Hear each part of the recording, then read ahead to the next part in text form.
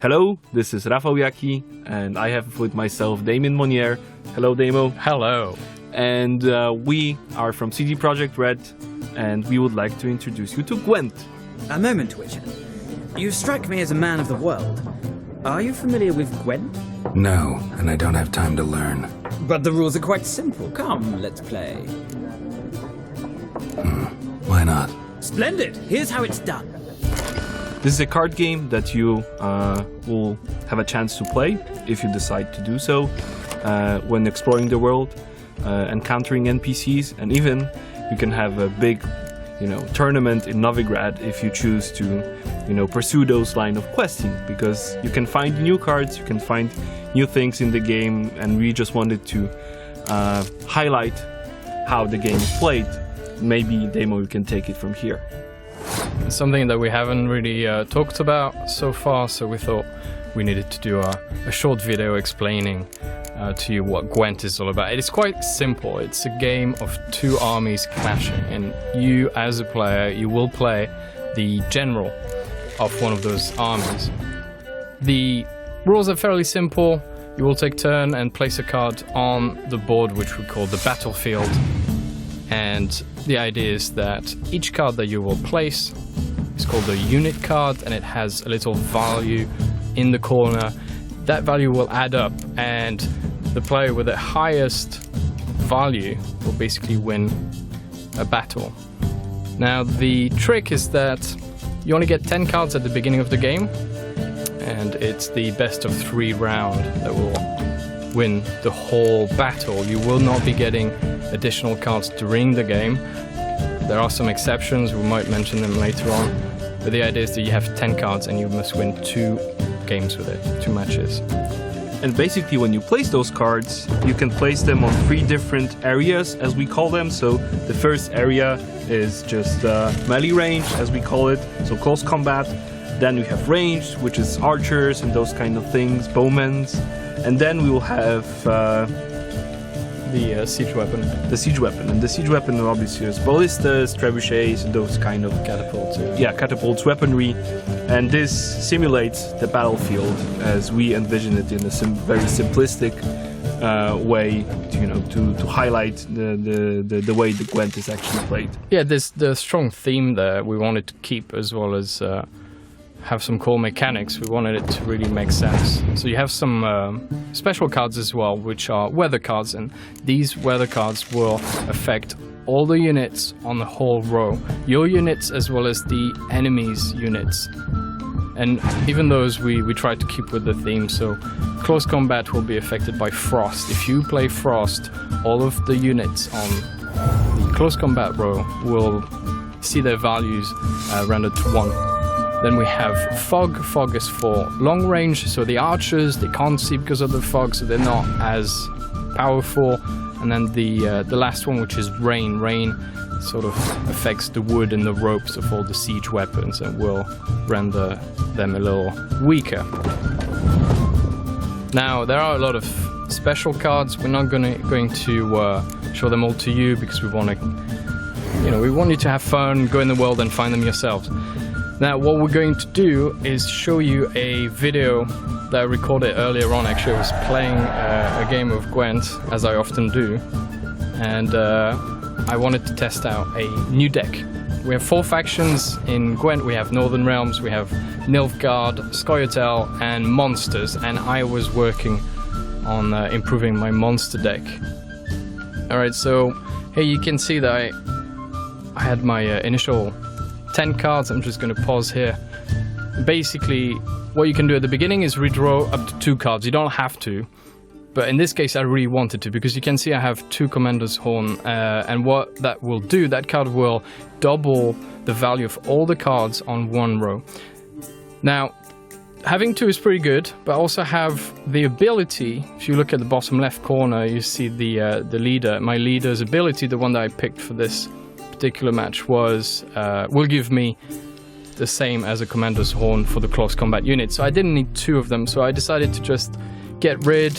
I also had to look at this lovely looking lady here. She's really, really very cool. I love Abraxa when she's all out in the open. All out, as you would. Now, you can see the little icon there on the left, and that's very, very typical of the monster deck. It's called muster, and basically what that will do is that when you place one of those cards on the battlefield, so in this case a vampire card, it will call other vampire cards either in your deck or in your hand. So, for me, having 2 of those in my hand is actually quite bad, because when I place one, I will lose the other one that's also in my hand. So I will be down to 8 cards after only 1 round. So I decided to get rid of that one as well and hopefully not get another vampire. Now I wanted to take a closer look at this card because it's one of my favorites. It's a dragon, and this card is really hard to find as well.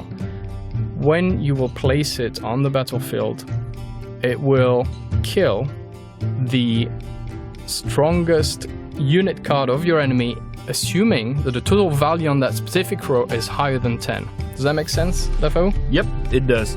Now, I know this guy has that card because I've played against him earlier on and I actually lost because of it, so I will try and be careful this time. So the Nilfgaard faction started with a spy card, and the spy card is really cool because you basically give the points to the opponent, but you get 2 new cards instead. Now, I told you earlier on that the enemy had that same dragon card, so I didn't want to put too many points straight away on the board because I knew he was going to burn me, so instead I played some ghouls. And Demo also used the ghoul ability that he talked about earlier, which means that 1 ghoul will attract others from his deck.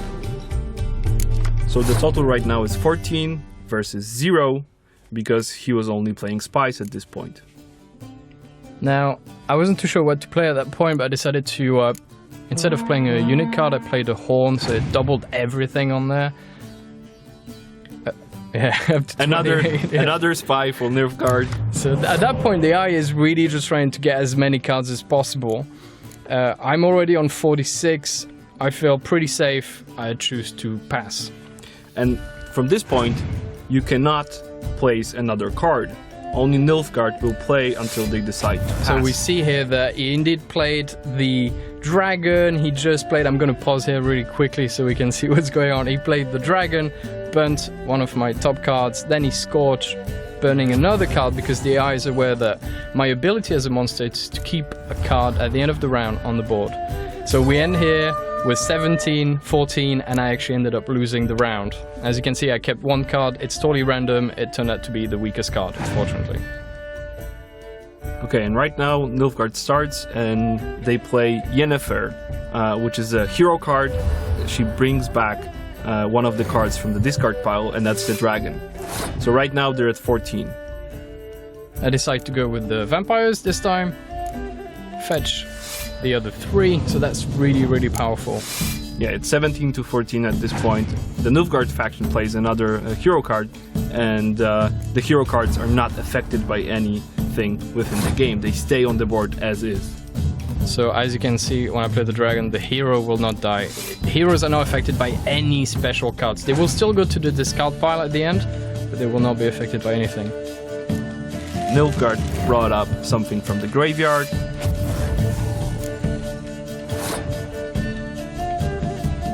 So at this point there was 3 burns. I was quite upset about it. I still had 6 cards, so I decided to just play it safe and play a hero card. And the Draug is a hero card, which is indicated on the left corner. They have a special ornament. Shiny. There. Yeah. Right now it's with 35 versus 27, and it's Damien's. My good friend Siri, because at that point my technique was just to try not get burnt, and obviously I had to win the last round. The AI just decided to horn its bottom card. I just went all out and trying to save 2 cards for the last round.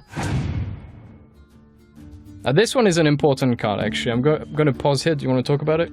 The decoy card lets you fetch to your hand a card that was already played. So if you can see that there is a point at the game when you can benefit from taking some card that you've already played and play it again. You should do that with a decoy card. It's really good when bluffing as well. If you play your strongest card at the beginning and the opponent will try and match you, thus wasting one of his cards, you can just decoy yours back into your hand and they've spent, say, 10 points. And as you can see, Novigrad has 5 cards left and Damien has only 3 left. He just decoyed his dragon back, and that's usually a bad sign because that means he wants to play it again, obviously, and have its ability. But Damien has passed, and the AI has lost this round. There's still 5 versus 3 cards, and it's important from this point on to play very strategically. So I go with Arakas, which will fetch, you can see at the bottom it fetches the Daddy Arakas as well, which is great. Yeah, so we're already at 22. Fortunately, I made a mistake. I totally forgot that he had grabbed his dragon back, so that burnt the front row guys. And I go for the witches. They fetch other witches. He plays a 6 card, which is 24 versus 13 at this point, and 1 card in Damo's hand. So at that point I'm wasting the weather card, Clear Weather, which will get rid of all the weather cards on the board. The reason I do that, and the AI will also do that sometimes, is just to see what else it could do. Now, I didn't have much of a choice, I just had my general's ability, but I wanted to see anyway what he had in hand because he had 3 cards left. So he plays very conservatively, another card that is mid-value. At that point, I will pop my leader's ability, which will double everything, and hope for the best. Let's see if that is enough, Damo. Okay, he plays another 5, and because they have a special ability, they doubled their strength. Now he plays the last card, which is a 5, and that's not going to be enough, guys. So we've won. So Damo, how do you feel as a winner? I feel pretty confident. This deck is clearly very powerful. I'm very happy with it. I got a bit lucky. The AI didn't have any frost cards to screw my close combat units, but that's part of the game. You have to adapt to whoever you're playing against. So hopefully you guys will have as much fun playing Gwent as we had making it. Thanks again for watching. Take care. Bye-bye. Bye-bye.